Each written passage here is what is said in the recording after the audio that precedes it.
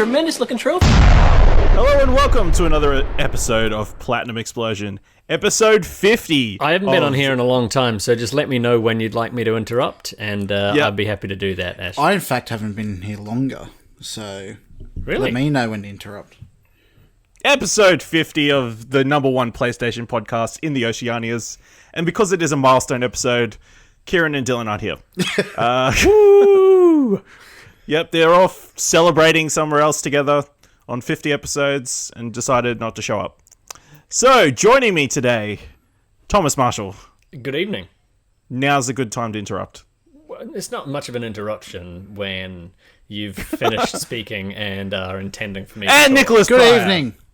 It's good to have you here, guys. It's good Good to be here. here, guys. It's an interesting week for PlayStation this week, so we should just dive straight into it. Because the biggest news of the week is PS Plus is coming to an end for PS Vita and PlayStation 3. They're going to discontinue adding games from March next year. Insert funeral music. We'll pause for the funeral music. I refuse to believe you've edited in any funeral music. I definitely will. Where am I now? Gotta leave a note. Yeah, what do you guys... Does this mean... Is this the end for the Vita and the PS3? I think it's been the end for those two for a long time. It's just coming to realise it. Yeah, I don't know how long it's been since you've actually been able to buy one of either of those consoles new off the shelf, and it was a matter of time before they did it, because they weren't going to keep supporting those platforms sort of indefinitely. I really quite appreciate the length of time that they're giving people, and basically saying, even if yesterday you signed up for a year-long subscription, you will see out getting what you paid for, essentially. Yeah. Because you signed in for a year-long subscription, aiming to get all of these PS3 and Vita games as well. I think, too, that the cost of acquiring those games for PS Plus has dropped dramatically, too, so it's not really been much of a financial hindrance for them to keep it going this long either.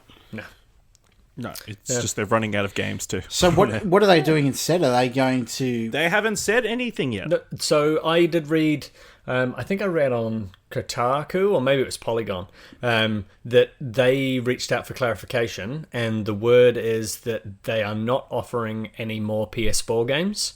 It'll be...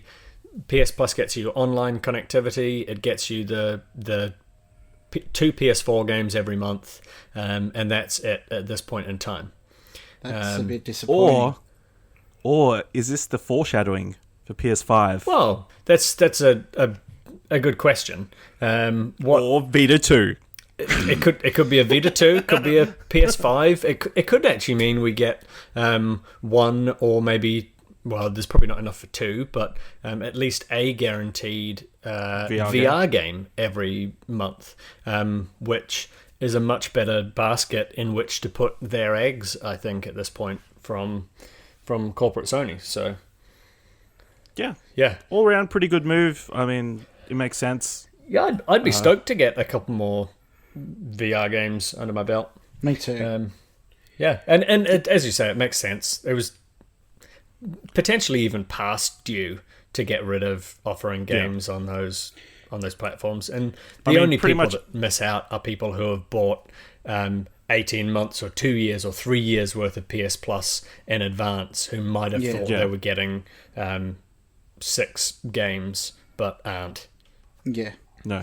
The biggest thing too is going to be the how it's going to compare to Xbox, because this month they get 5 games, and if we're only going to get 2 games a month, like how's that going to compare to the public, where they go, I get all these games on Xbox, plus I pay my $10 a month subscription and get all the games I could want. Like, yeah, it's kind of a bad look for Sony, if that makes sense.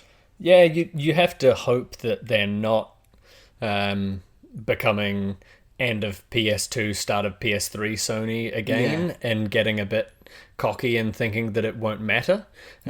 Like, we're at the point where they could go either way, that they're so far ahead they don't give a fuck, but fingers crossed they are still for the players and all that, and actually they've got something awesome lined up to let us know about over the course of this year at E3 or PlayStation Experience, and I think it'd come be March even next more, year we'll be happy.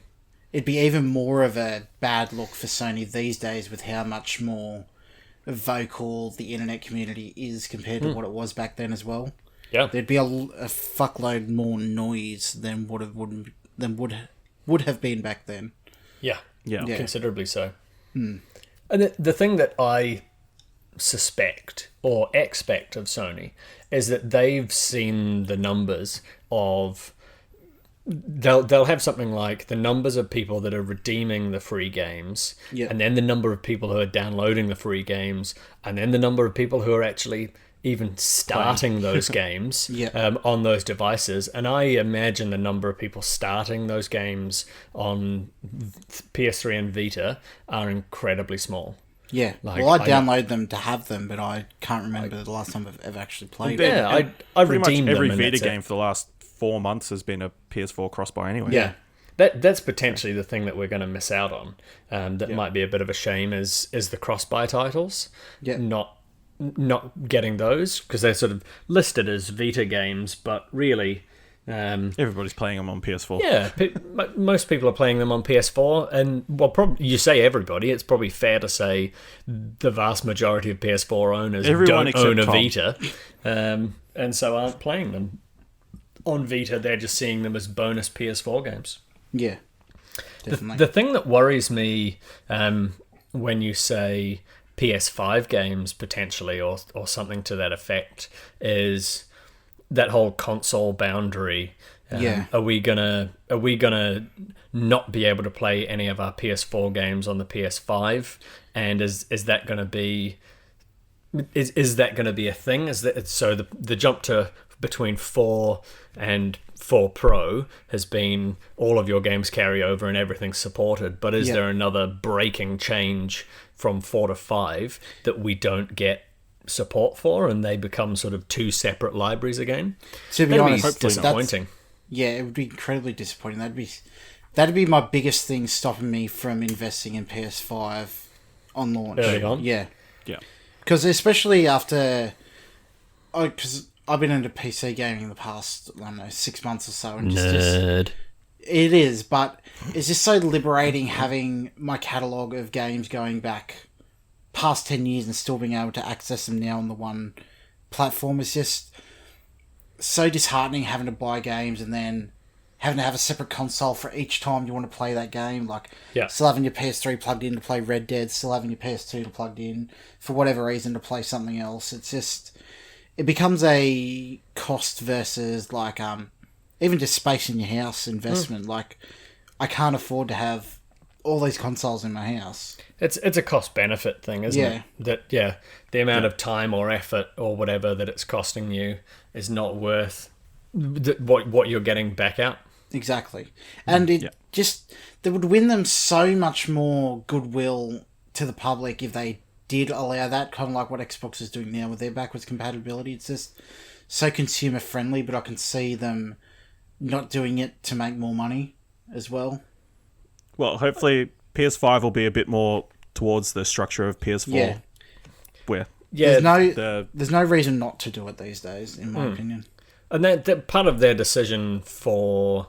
So they went with x86 on PS4 as opposed to the cell shaded stuff from PS3, and part of that reason is that it's easier for developers to develop for the consoles, and it is easier to do iterative updates.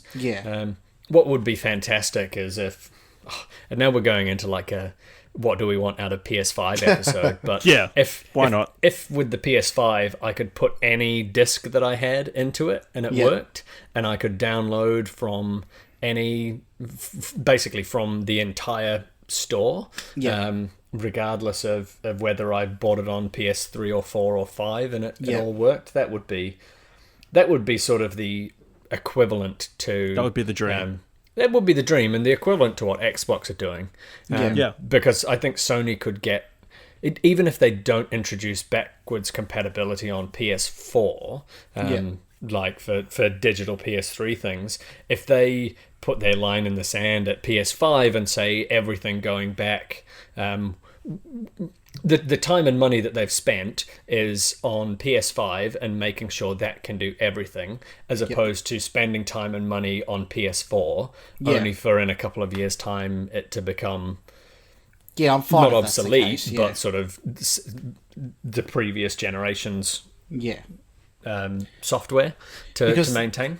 The jumps in hardware, the current curve, the jumps in hardware aren't going to be as groundbreaking as the previous generations either. So it's essentially you're just upgrading your PC every time you buy a new console these days. Yeah. And it's all on Moore's law, isn't it? Yeah. So, what is it? Twice the processing power, half the size every 18 months. Yeah. I think is Moore's law. It's Thomas's law if it's not. Yeah. Yeah. Because I think there might be something to do with price in there as well, but if there's not, yeah.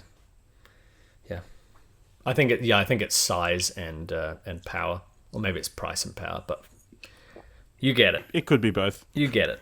You get the gist. You get the general vibe of it. Yeah. Awesome. Well, that was an interesting detour from. So, a little bit. Talking about PS Plus, obviously the games for March have come out. They've announced. And the big ones for PS4, Bloodborne and Ratchet and Clank. 2 first-party games. I'm just disappointed that I bought Ratchet and Clank on day one for $60 or whatever it was. Have you played it? And never fucking touched it. I've never played a Ratchet and Clank. I did the exact same thing with Until Dawn, and I traded Until Dawn in at EB. Because I redeemed it through PS Plus as well, and still probably never going to fucking play I'd be interested to know if the trade value of games on PS Plus goes down during that month. I suspect that EB aren't on the ball enough for that, and if you could go and take in whatever games it is very early on. I'd imagine it's done based on how much stock they've got of a particular thing and what the demand is like. So if you get in relatively early with it, like the day that it's announced, it'll still be at whatever the price is supposed to be. But if you get in at the end of the month, probably miss out. Yeah. I'm just excited for Bloodborne, so I don't have to put the disc in every time I want to play it. I can just download it now. Are you going to go to the effort to trade Bloodborne back in? No. Yeah. No. No. Well, if you don't have to put the disc in, why are you... What if one day I stop paying for PS Plus? Yeah, that's a fair point.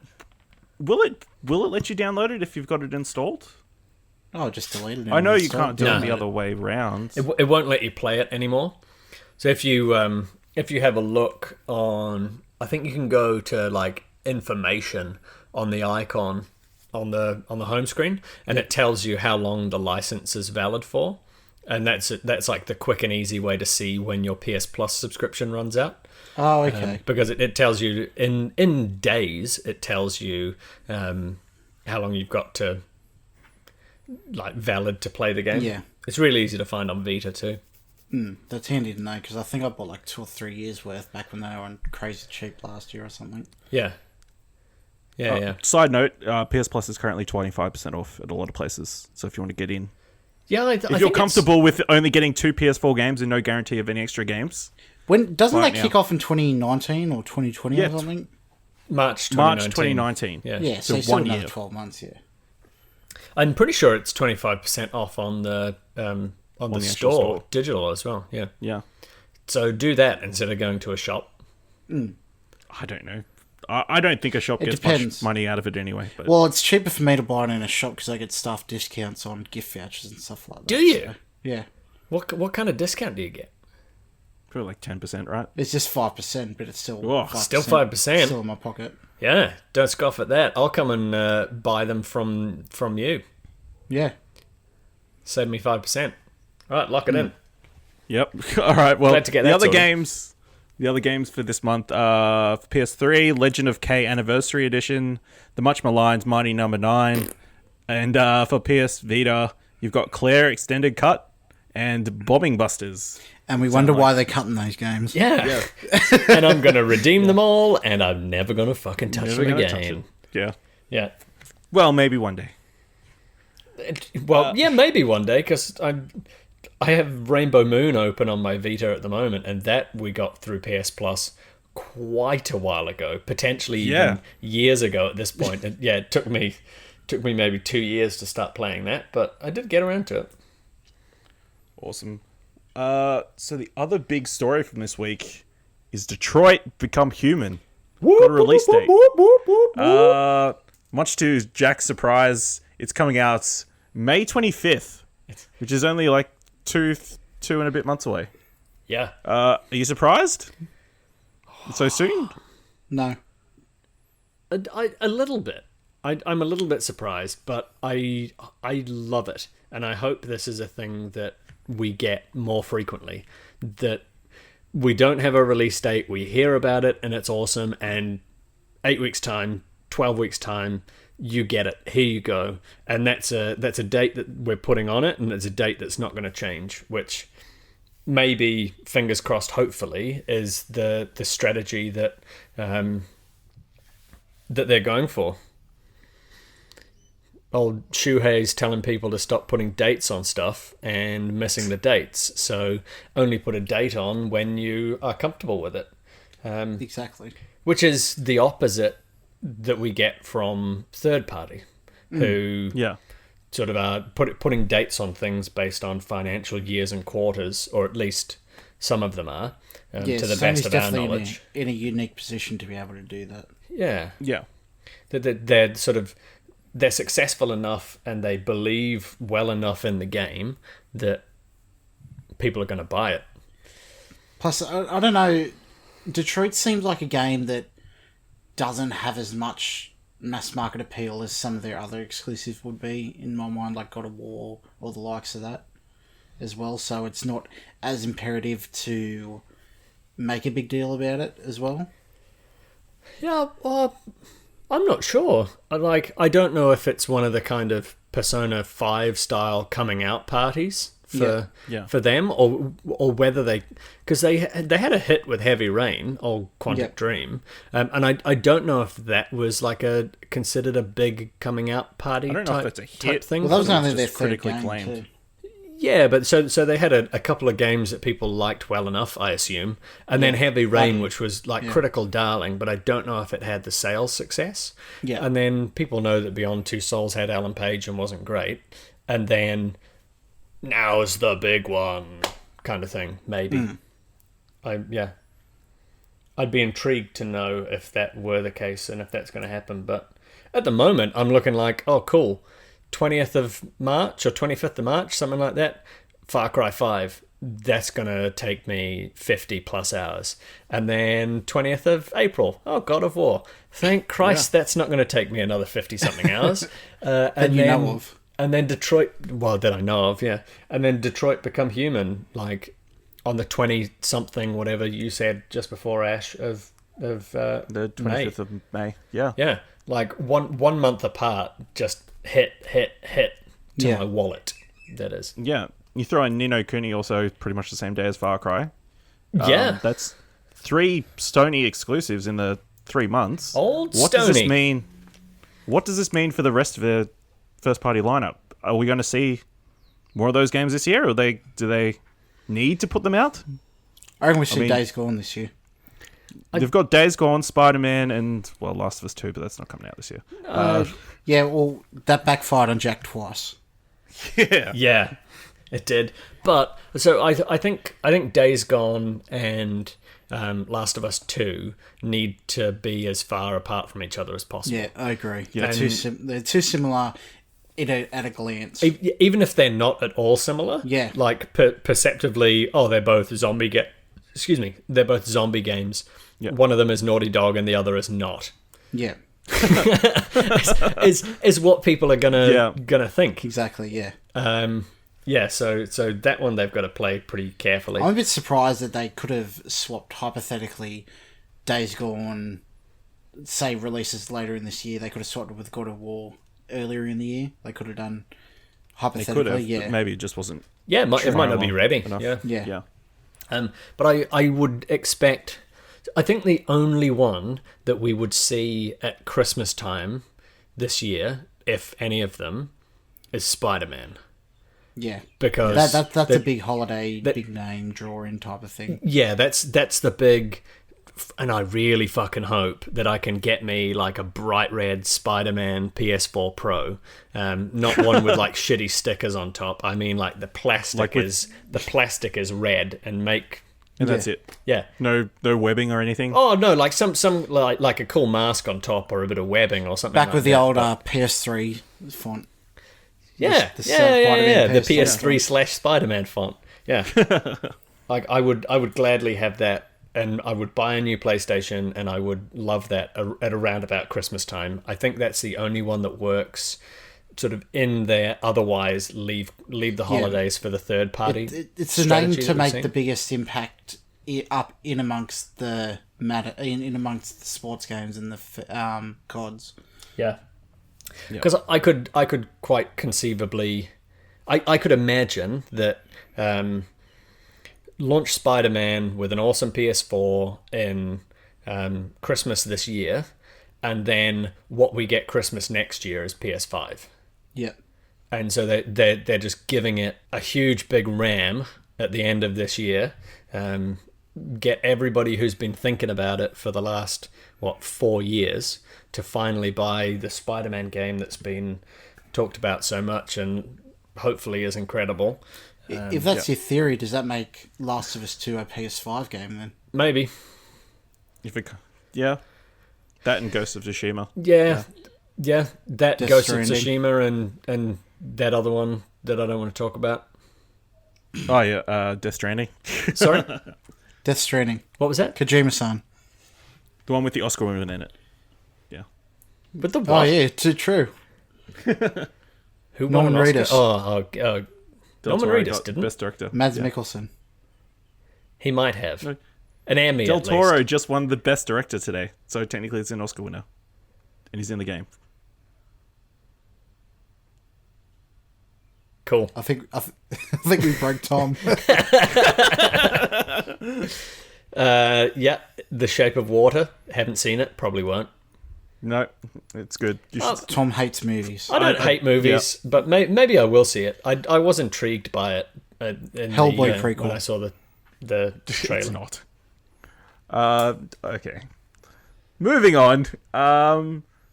Big, well, I guess sort of smaller release this week, but one that's caught Tom's attention desperately, incredibly. Bravo team. Yeah.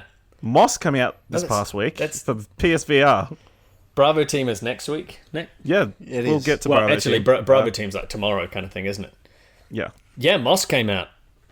Holy shit. What a game. What a game. What is Moss exactly? Because we've only seen like sort of bits and pieces. It looks like third-person platformer. I Yeah, guess. it's like third-person puzzle platformer that you play in VR. You essentially, so you control this little mouse called Quill, and you control her with the left analog stick, and you've got to jump and attack, and I think that's it, and interact basically, and interact with things, and then with the DualShock 4 itself.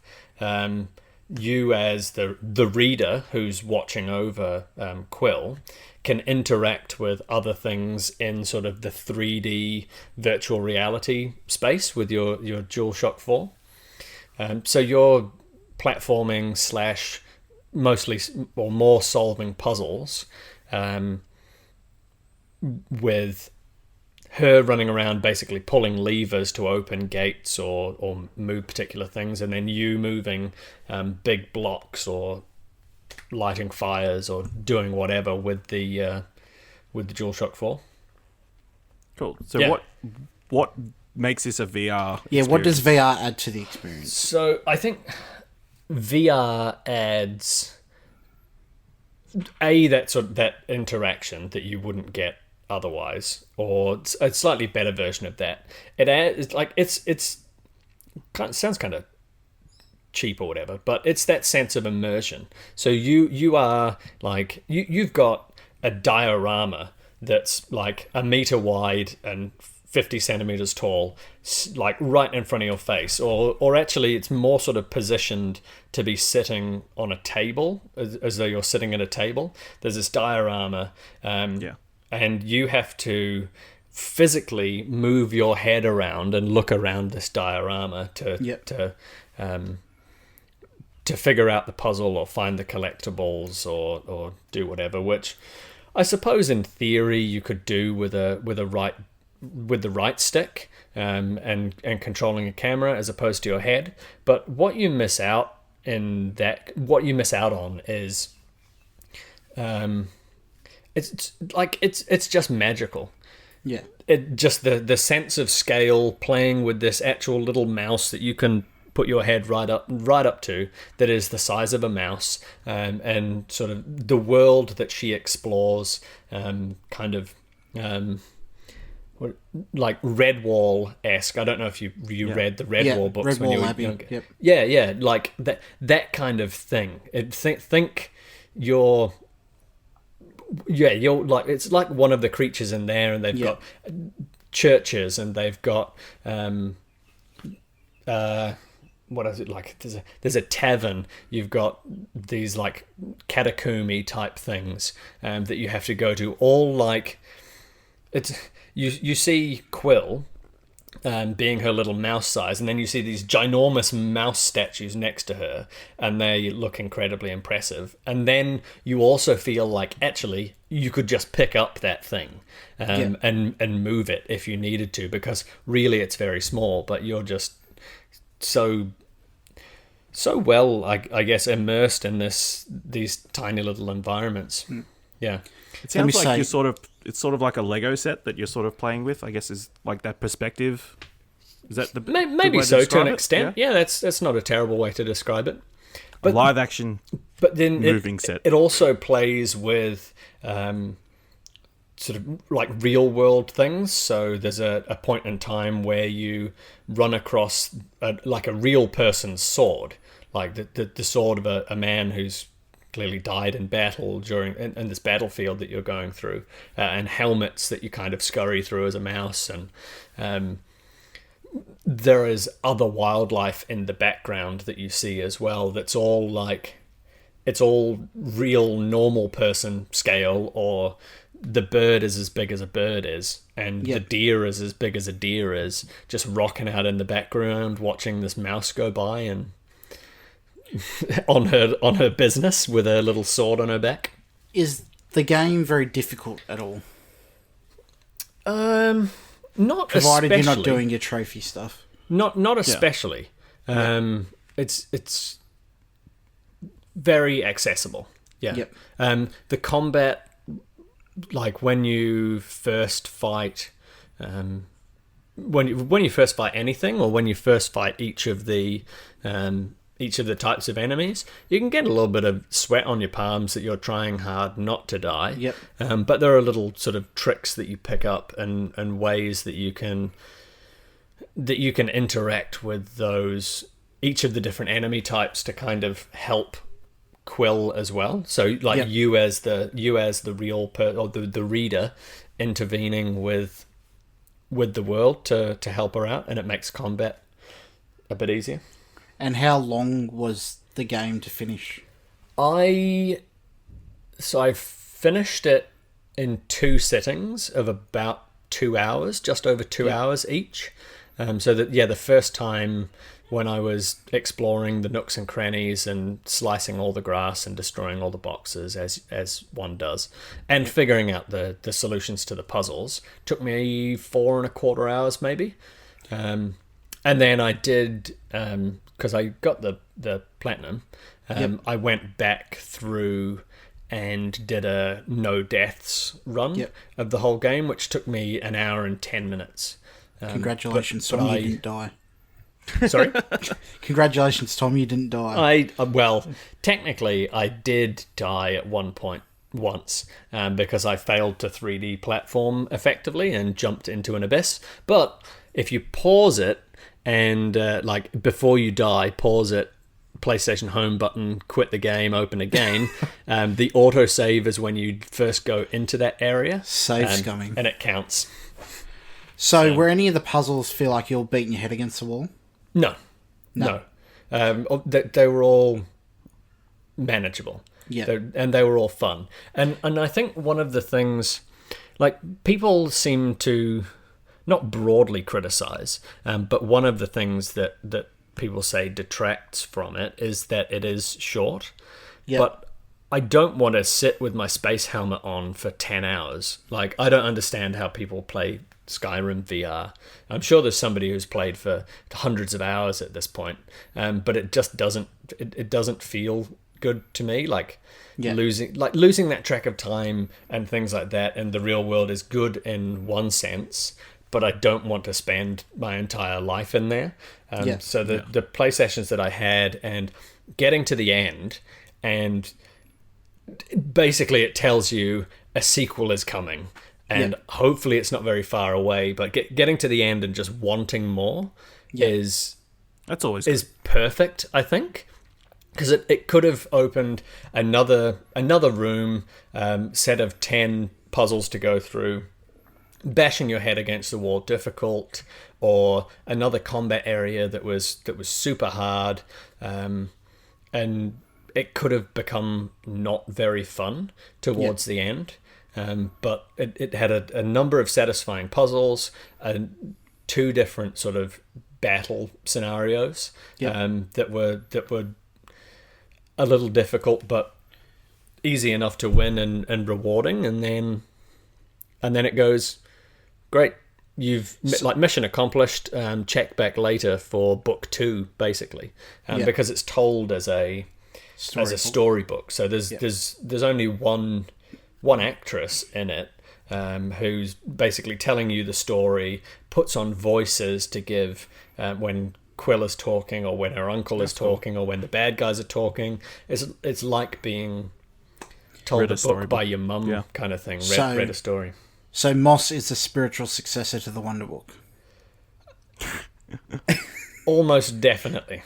One last question: did you notice any like VR jankiness, or like tracking issues or anything like that?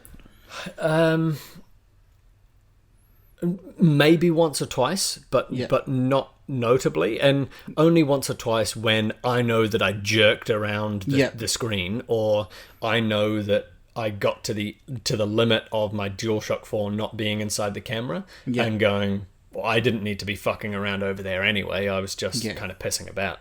I think that's a major thing, because Skyrim VR I can't play longer than half an hour before it starts fucking up. Yeah. And it just takes you out of the experience and makes you not want to touch it again. No, it was fantastic. The worst part about VR that I find is the loading screen. There's it's not a black screen. It's kind of like, it's almost black but like grey washed. Yeah. And it's really, really what do they call it? Screen door effect. Screen door, yeah. It's really screen door washed grey. And I'm just like, I can't tell how far away this is. I don't know what's going on. This is really awful. Because it's the goggles are like right on your eyes, basically. That's the only part that I don't like. I wholeheartedly recommend getting into Moss. Like, there was a point, and for absolutely no reason, it's like the 3rd or 4th stage you get to it. If you imagine they're like little dioramas, like you meet Moss, you learn that you're the person who has to pull shit around for her. She goes through a thing, walks down a little track, and then walks down into a village, and I was like almost in tears in my space helmet, like, holy shit, this is incredible. Just the world, the environment, the sense of scale, everything that's going on is just touching me somewhere just right, that I was like starting to tear up a little bit. Like, this is actually beautiful. Yeah. For those who don't know, it's $44.95 on the Australian PS Store. Yeah, I think Would it was. You say that's a fair price? I think it was about $50, and I think that's well worth it. Is it the essential PSVR game, in your opinion? It is certainly my favourite, not least because it is a game. It is not an experience. From what you've said, I think it's the most accessible over the most broad range of age groups. Maybe so, yeah. And is this the one you'll show people to get them into VR? Yep, I've already done that. Like I had a friend around on Friday, and I'd finished it over the course of Wednesday and Thursday night, and then showed him, and he started and played like 5 minutes and went, yeah, no, that's worth the $550 for the helmet. I'd like to play through that whole thing. Whoa, and that's an endorsement. You should have sold him yours for cheaper and then bought the new PS5 VR one. Maybe I'll tell him he can have it for like $300 or something, and then put that towards the version 2 where I don't have to fucking swap my. To be honest, that's the biggest thing stopping me playing it as much as I'd like to.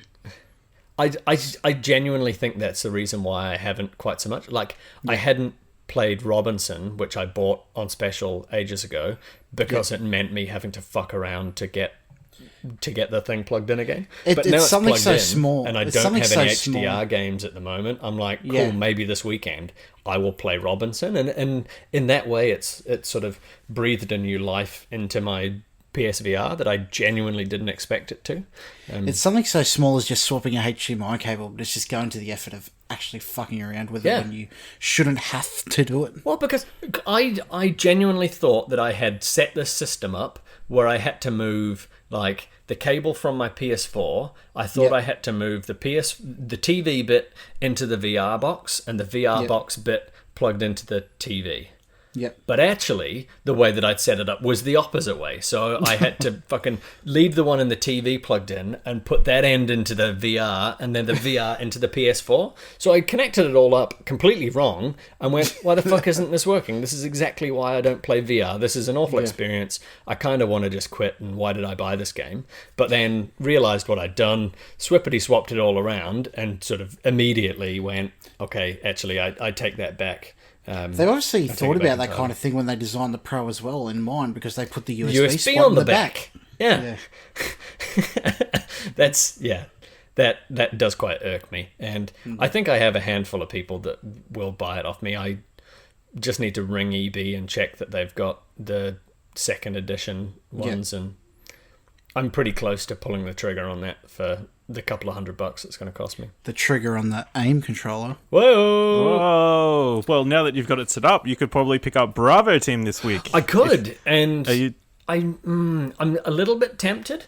So I was kind of having this internal argument today, like it's 70 New Zealand dollars, and I went, 70 is a bit more than I want to pay for it, knowing that it's 3 hours. So PowerPix tweeted about it today. Said 3 hours, got the platinum, single playthrough, fantastic VR shooter, completely recommended kind of thing. But I went, that's like more than $20 an hour. Do I want that? Where in Moss I think I've got, well, I've easily got more than 5 hours out of it, maybe closer to 6 hours out of it, and it cost me $50, which $10 an hour seems doable, but 22, 23 maybe isn't quite. I think the only thing different in that equation is that you'll potentially get a lot more replayability and co-op play with somebody else. Oh, and Bravo Team. Yeah, that's a fair point. If you guys were going to buy Bravo Team like day one and wanted to play this weekend, then I could easily be convinced to do it. I think I would, but at the moment I'm like, I'll add it to my wish list and I'll wait for it to come on special, and then I'll do it. Yeah. And then at the same time I'm like, but I do have disposable income. I'm just choosing not to spend it on this for frugality's sake, and really in buying the headset I wanted to be at the forefront, and I wanted to be somebody who's proving that people want this stuff and are happy to pay for the quality experiences as the only thing that's stopping me from picking it up is I just recently bought a whole flight sim setup for my PC, but if I hadn't, cost you how much? I would pick it up. How much? It's not relevant. I think it is Was relevant. it $650? Did you say that you spent? More. No, $650 was on one of the 2 sticks, wasn't it? No. It was $6.99 the whole set. Oh, $6.99. Sorry. Yeah.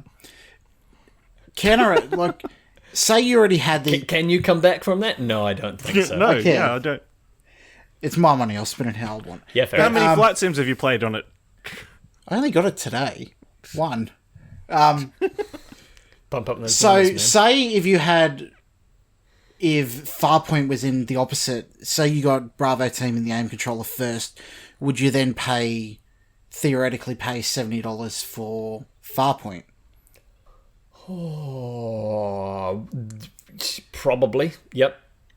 So what's different I between genuinely Farpoint don't and know. Bravo Like, team? knowing that I've only finished 3 or 4 chapters of Farpoint. I haven't even finished the story. And I'm like, yeah, no, I'd pay $70 for that because I enjoyed the scale of the spiders and shooting around, and even though it made me feel a little bit sick sometimes, and yeah, I maybe it's just a combination of not knowing enough about Bravo Team. Yeah, that's and my biggest thing too. I don't know enough about it. Like, is it a full FPS controls where you move independently, or is it like a On rails move from kind of cover thing? to cover over shooter type thing? Yeah, and I haven't heard anybody talk about it yet. Me either. Whereas no. with I'm pretty sure Moss, it's embargoed. Moss has kind of been in the background talk of the town kind of thing since PSX. Yeah, I think it's kind of been. It's even been frequently on coming soon on the store and on banners and stuff like that. And they've had demos with people. I remember Greg doing a demo of Moss. Yeah. Well, That sort of thing, I haven't watched their demo or let's play or whatever on Kind of Funny, but I just know it's been in my mind because it's been on all sorts of different shows, but Bravo Team hasn't as much. Like if they come out and Gamescast this week or on GameScoop or something like that, they go, Bravo Team's out and it was a cracker. We've given it a 9.2 and think every VR owner should go and give it a crack. Then I'll pick it up straight away. That's kind of the I don't need a big push, but I do need a little bit more of a push. Yep. So if you see Thomas in the street, go push him. Yeah. Yep. Thanks. Just make sure it's not the guy from Flight of the Conchords. I look forward to that. Yeah. One more question. Did you play Moss standing up or sitting down? Sitting down, sort of 98% of the time. Is there any situation that would warrant you to stand? Only if you are looking super hard for collectibles and things like that. I think most of the puzzles and things you can solve by sort of leaning forwards and backwards and lateral movement. There were a couple of different places where I sort of genuinely stood up and leant right in and peered around corners for like little rock tunnels and stuff like that I wanted to look inside that necessitated standing up. But yeah, the rest But if you're just playing it through for the story, you can just play it sitting down. Well, yeah, so the second time I played through I played through once and then I played through kind of halfway speeding to get the second collectible type that I didn't get them all of the first time. And so the essentially like 2.5th time that I went through, I just sat the whole time because I was like, okay, I know I don't have to look any corners for secrets. I know that, I know how to solve the puzzles. I can stay seated the whole time. And I did, so I copied my save file, like my 100% save file essentially, copied it to USB, started a new game and overwrote it on the PlayStation, played through, and then copied back my 100% save file. No real reason, but I just, I kind of don't want to lose it. Do the collectibles give you any in-game kind of reward other than saying you've collected X amount of collectibles? Not especially. So there's these little scrolls that you collect that fragments of a picture, and then dust. And in between chapters, essentially, or in between sequences, you go back to this library where the book is that you're reading. Yep. And on the right-hand side, you can see the picture and how complete it is from the fragments you're collecting. And on the left-hand side, there's a little jar that fills up with the dust. So you kind of know approximately how far through or how many you've got, or rough percentage or whatever of the particular collectible that you're after. But it doesn't give you a bonus of any sort or unlock anything to my knowledge. So all this talk of how the storybook thing is, it makes me want a Brutal Legend VR game, because at the beginning of Brutal Legend, Jack Black goes into a record store and opens up like a record sleeve, and that's when you go into the game. I could think that could work in a VR type of environment, type of thing. I still haven't played Brutal Legend. I was going to buy it when I got made redundant last year, but you told me not to, so I didn't. It's an acquired taste. Like the gameplay is a bit janky, because it's kind of like an action, but you're also controlling armies, kind of like an RTS as well. Yeah. Later in the game, and that part isn't as great. But the story, the world, and the music is all fantastic. And I do love Jack Black. Like, if there are two things that I'm excited for this year, if you put me on the spot now, it's Age of Ultron. I'm putting you on the spot. What's that? I'm putting you on the spot. Put me on the spot. It's Age of Ultron, and it's a new Tenacious D album. Oh. That they've said is coming out in 2018. Like, yeah, absolutely. Still haven't listened to the Phoenix for the album. two of them. You haven't listened to which one? The Phoenix one. Rise of the Phoenix. Yeah. Great album. Great album. I'm sure it is. I just haven't gotten around to listening to it. Sit down and listen to it after this. It is 1,000% worth your time. And this has been another episode of Tenacious D Explosion. Yeah. Tenacity explosion. One other story I just wanted to quickly touch on, or maybe not quickly. Earlier in the year, apparently the World Health Organization has been pushing to define a disease called gaming disorder for people who are addicted to gaming, I guess is the best term to describe it. Can we call bullshit on that and just move on? Yeah. Yeah, pretty much, because apparently there's a paper that's being put out pretty much saying that there's not enough scientific evidence to list it as a proper disease yet. The problem with that is that the UN and WHO are still run by politicians, and politicians still put pressure on things like that when they have no idea what they're talking about. Mm. As evidenced at in America at the moment, with Trump saying he's meeting top video game executives to discuss violence in video games. Exactly. Oh, that's even more ridiculous. Yeah, that not only that, in America too, it's been like, I think in the Supreme Court ruled that video games is a form of art form and can't be censored or something like that, I believe. Yeah, I think the Supreme Court definitely did rule something to that effect. Did you hear about who people think he might be meeting? I have seen memes and stuff about but I haven't seen any definitive like names. Well, so I know Todd Howard has been come up in a few memes. Well, the ESRB, is that who they are? Yeah, the ratings board. Yeah, well, they're the ratings board. Maybe it's the ESA who are the video game people. I forget the thing acronym. to note with Doesn't the matter. ratings board in America is it's all completely voluntary. Yeah. Like, you don't have to get your game rated. Mm. Yeah. But sort of the people that manage that ratings board and things, they set out a statement last year and said, he's not contacted us, he's not meeting anybody from here, don't know what he's on about, we've got nothing to do with it. And then it came out that apparently none other than Donald J. Trump's brother is on the board of directors of ZeniMax, who own Bethesda and various other people. And so, people are just assuming that, oh, okay, so you're going to dinner with your brother or something like that, and you are going to consider that talking to top executives in the video game industry. And that's kind of... that's kind of where the White House is at, and people suspect that is what is going to happen. Yeah, that sounds about right. Yeah, it does, and it's disappointing. And you know what's going to happen? It's going to go, hey, bro, don't just drop all this video game stuff. It's hurting our sales. And you're like, yeah, no worries. Yeah, okay, cool. Yeah, exactly. Well, I mean, to be fair, that's not the wrong... I mean, I don't think violent video games have anything to do with gun violence in the end. No, people who are... 200 plus countries around the world have played violent video games as well, and they don't have those mass shootings that they have in America. So people who are inherently like that will be like that regardless of whatever they consume.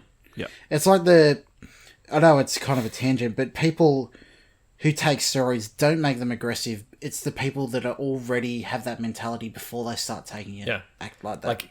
Like Nick's saying do steroids if you're not an angry person.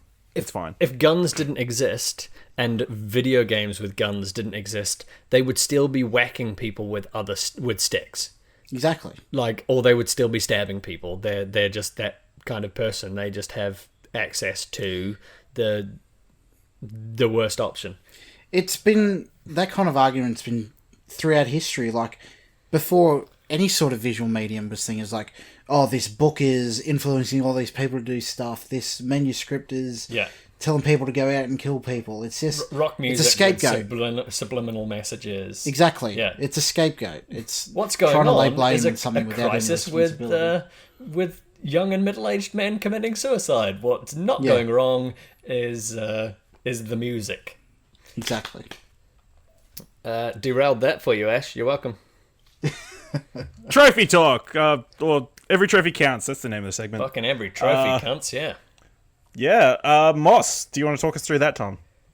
You got the platinum? Yeah, sure. I got the Lots platinum. of collectibles. Got all the collectibles. I got all of the scrolls, which are probably the more difficult of the collectibles in one run in my first go. So, provided you just kind of,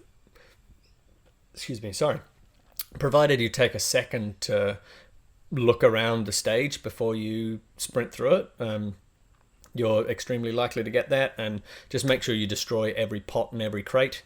Just play it like you're playing Zelda. Yeah. Didn't you get an interesting? You got an interesting message this week. I did. Yeah. So I had. It was about 20 minutes, maybe half an hour after I finished my first playthrough of Moss. Got all of the 31 fragments they are, I think. I got a message through PSN from a particularly kind message from somebody in Brazil that was, he's played through the game 3 times and can't find all of the scrolls. Can I please help him? And I said, look, I would absolutely love to, but I genuinely have no idea how I can be of help at this point. Like, if you start listing off all of the places you found them, I doubt I'd be able to figure that out from a list, and you didn't write them down anyway. I wasn't recording my gameplay to make a guide or anything, so missed opportunity. I would just be like clutching at straws. Really sorry, dude. And he said that was all right, and we parted ways. And I did struggle with getting scaring Quill from behind that trophy. I put it in the Facebook group and tweeted a couple of times. What's the secret? The secret is just to move your face right up as close as you can to her. And then clever. Provided she's looking behind, if you move yourself right up, she'll turn around and go, Jesus Christ. Well, she doesn't say that, but do that kind of action and startle her. On that point, one thing that I didn't talk about was the animation of Quill. Yeah. Oh my god! It is perfect and absolutely beautiful. The way that she climbs things and jumps and kind of tuck and rolls. The way that she. When you're running through the town, she kind of watches the townspeople and the little children run past her, and she watches them run past, even though you're running up the other way. And are they little mice children? They're little mice children, yeah. Oh. And the way she puts on and takes off her backpack and just all sorts of the animation and the time spent on that character, just fantastic. Do you know what the Go most play curious Moss thing already. about all this is? How did that guy know to message you? He's probably saw the so- list of platinum trophies. Well, it wasn't when I got PSN the profiles. platinum, but I would have immediately refreshed my profile on PSN profiles and checked to see where I was on the list and all that kind of carry on. Yeah. And Where he are was you on the wonder if he list? sent he was everyone on the probably list. looking at a very similar time. May have sent everybody on the list because I think there was only 5 or 6 people at that point in time on the list. Yeah. May have sent us all a message. Maybe 5 or 6 is maybe there's close. 17, if you're interested, if you're wondering. So what's that 17th. You're 17th on the list. of platinum trophy getters? Yeah. Yeah, so I got it. If you have a look at the one that's collect all of the fragments, which is a gold a little bit further down. Are you fact checking the Kiwi fact checker? No, I was just looking. I'm not going to do that. Okay, Yeah, well, anyway. I'm going to do that because because you're trying to doubt me. So the No, I trophy trust is you. called collect all of the author's plan. Collect all the forgotten fragments. And I achieved that 7th at the moment on the list. Okay. So he may have just messaged us all, or may have seen that I was the latest person to achieve that. You know what's worrisome is how quickly you had that website up. Is that your homepage? No, but I had No. refreshed it before We've coming already on here established today. that New Zealand internet So is way faster than I wasn't Australian sure internet. whether I should start interrupting today's episode with an update of all of the games that I'd played and platinumed since I Do you was wanna last do on that at the now? start of October. I don't think it's a particularly reasonable thing to do, but we'll highlight Marvel Heroes Omega that I got the platinum trophy in that I before think they we shut talked it about down. that. We may have. I also got Yeah. the Drive Club Platinum after like 2 years. Yeah, and a couple of cheap ones. Because Jono started doing cheap ones, and so I went, okay, fuck yeah, I'll do cheap ones too. Because we're 2 weeks away from the official date. 2 or 3. I think it's 2. I'm not sure if we'll get Jono on here. If we do, I'll say it to his face. But we have... We may not, and so I will proudly report back at this point in time. That's the real reason you left the Explosion Network. Yeah. yeah. The real reason he left is Embarrassment. because he lost so miserably in his challenge. He wanted to catch up to me in trophies, and I said, if you want to catch up to me, I want to double my way ahead of you. And currently, I am 220% ahead of him in Overachiever trophy level. Thomas. So, Overachiever. yeah, crushed it. So, the game we were talking about before, Bravo team is out. Trophy list is 1 platinum, 7 gold, 9 silver, and 5 bronze. It That looks was like good you might news. have to do 2 playthroughs, or there might be... Well, but I don't know. I thought that when I Because- looked at it too, because there's a kill and don't kill and a something and don't pursue something. and don't pursue. Yeah, so I assume... I don't know how that works being one playthrough, whether there's one playthrough and then just chapter select one of them Maybe. to get the others or something like that. But yeah, PowerPix distinctly said today 3 hours, one playthrough, Okay. first in the world. Also need to have an online partner, is one of the trophies. Yeah, so you have Sorry, to... I've only got a real world partner. You have to complete one chapter with somebody else online. So actually, if somebody is keen to Bravo team this weekend, that is you, Nick, Dylan, or anybody listening to this, then do let me know, and I could probably be easily convinced to go ahead and play through that game with somebody. I'd Where could gladly they play contact with you to convince you? Tom DeBomb 89, TOMDABOM 89 Except Everywhere. Snapchat. except everywhere but Snapchat, where Snapchat. it's- Even on Xbox. at hotmail.com. Go for it. Even on Xbox, that's true. Even on Xbox, but I'm probably not going to get that, if I'm being honest. Facebook message me, /TomDeBomb89. Yeah.